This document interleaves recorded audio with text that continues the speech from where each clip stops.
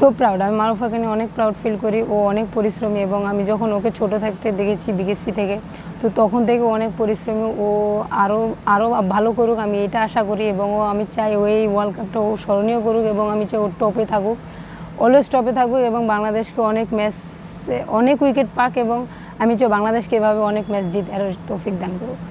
অবশ্যই, কারণ তখন দেখেন সত্যি কথা বলতে তখন আমরা আসলে বুঝতে পারি না কিভাবে এত বড় স্টেজে কিভাবে কি করতে হয় বা রেডি ওরকম ছিল না, যেটা আমি ফিল করছি বা আমি দেখেছি। এখন আমরা রেডি, আমরা কিভাবে বড় স্টেজে কিভাবে পারফর্ম করতে হয় বা কিভাবে ফিট রেখে কিভাবে খেলতে হয়। সো অবশ্যই আমরা এই ওয়ার্ল্ড কাপটা অনেক বেশি উজ্জীবিত হয়েছি। না আসলে নর্মালি আমি মেয়েদের ভিতরে এমিলিয়া কেয়ারকে একটু পছন্দ করি, ওর বোলিংটা একটু ফলো করি। আর নর্মালি আমি রাশিদ খানকে একটু দেখা হয়, ওর ভিডিও দেখা হয় ম্যাক্সিমাম টাইম। সম্ভব না আসলে। বাংলাদেশে আগেও যখন মেয়েরা শুরু করছে তখন রুমানা আহমেদ এবং ফাহিমা আপুই ছিল, তো তাদেরকেই দেখলাম যে বাংলাদেশের লেগ স্পিনার যেহেতু দুজন আছে, সো আমি একটা ট্রাই করে দেখি। কারণ আমি আগে ফার্স্টে আমি পেস বোলার ছিলাম, তো ওখান থেকে আমার হাইট ছোট থাকার কারণে আমি এখান থেকে লেগ স্পিনার হিসেবে আসার ট্রাই করছি। সো স্যাররা আমাদের হেল্প করছে। আমি বিকেএসপিতে তখন ছিলাম, মন্টু স্যার, ফাতেমা ম্যাম ছিল, তো তারাই আমাকে নিয়ে আসছে লেগ স্পিনার হিসেবে। জি না, ফাতেমা তো জোহরা ক্রিকেটের কোচ ছিলেন।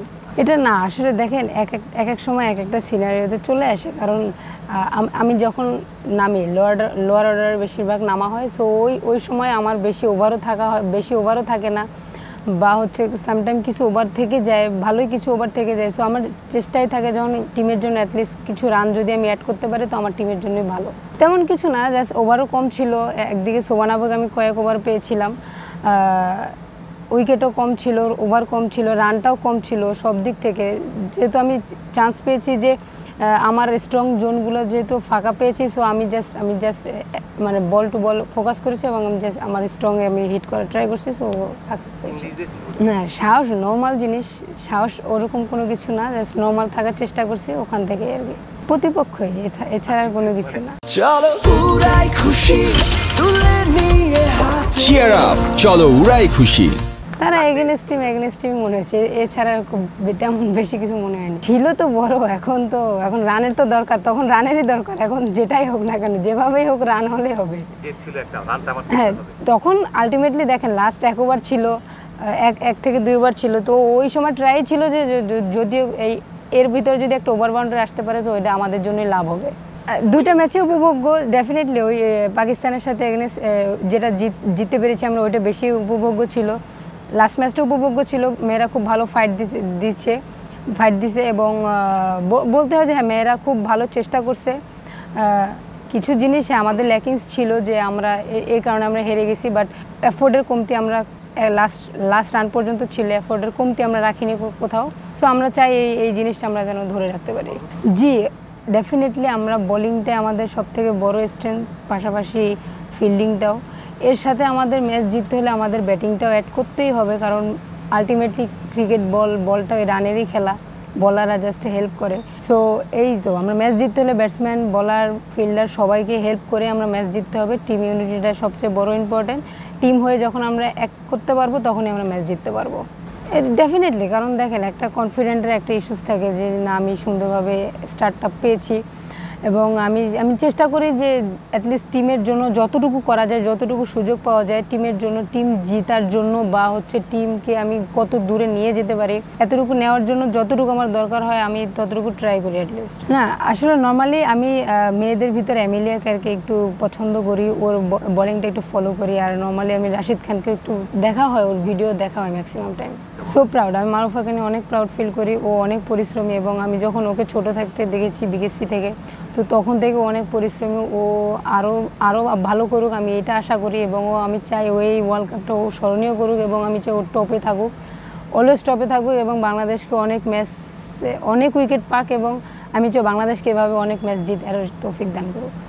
হ্যাঁ অবশ্যই পজিটিভ, কারণ দেখেন নর্মালি শুধু আমরাই না, প্রত্যেকটা টিমই ছেলেদের সাথে খেলা হয় এবং ডেফিনেটলি ওদের ছেলেদের সাথে খেলার যে একটা অভিজ্ঞতা হয়েছে আমাদের, ওইটা আমাদের এখানে কাজে দিচ্ছে। কারণ ওদের যে নর্মালি স্পিনারদেরও যে পেস থাকে বা অ্যাজ এ পেস বোলার হিসেবে যে ওদের যে একটা পেস থাকে, তো আমাদের ম্যাক্সিমাম এখানকার বাইরের দেশে ইংল্যান্ড, নিউজিল্যান্ড অস্ট্রেলিয়া, ওদের পেসগুলো ম্যাক্সিমাম কাছাকাছি যাবে, 120 আসবে, 15 আসবে, এরকমের আসবে। তো হ্যাঁ, অবশ্যই কাজে দিছে এবং সব দিক থেকেই সো আমাদেরকেও মোটিভেট করছে যে না আমরা ভালোভাবে আমরা ওভারকাম করতে পারবো, যে অনেক হেল্প করছে এটাতে। না, ইফেক্টিভ বলতে আমরা যখন সিলেটে ছিলাম, সিলেটেরটা বেশি বলবো কারণ ওখানকার উইকেটটা খুবই ভালো, ব্যাটে বলে খুব সুন্দর আসতেছে, বলারদের জন্য বেনিফিট, ব্যাটসম্যানদের জন্য বেনিফিট। সিলেটের উইকেটটা এখানকার উইকেটটা ম্যাক্সিমাম সেম বলা যায়, কারণ ওখানকার বোলিংও ফ্রেন্ডলি আসছে, ব্যাটিং ফ্রেন্ডলি বেশিরভাগ আছে। সো এখানকার উইকেটগুলোও ওরকমই সেম থিং, মানে ওরকমই আর কি।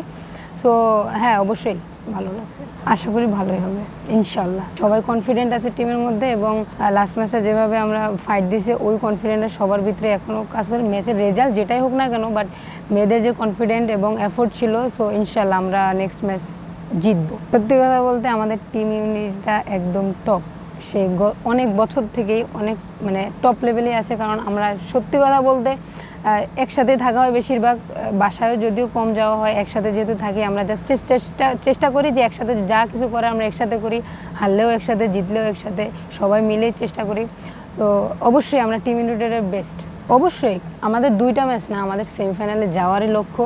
আমরা 2টা ম্যাচ জিততে আসি না, আমরা ম্যাচ জিততে এসেছি। যে কয়টা জেতার জন্য আসছি, শুধুমাত্র 2টাই না, আমরা 4-5টা ম্যাচ জেতার জন্য এসেছি। সো ইনশাল্লাহ দেখা যাক আমরা কিভাবে শেষ করতে পারি ওয়ার্ল্ড কাপটা।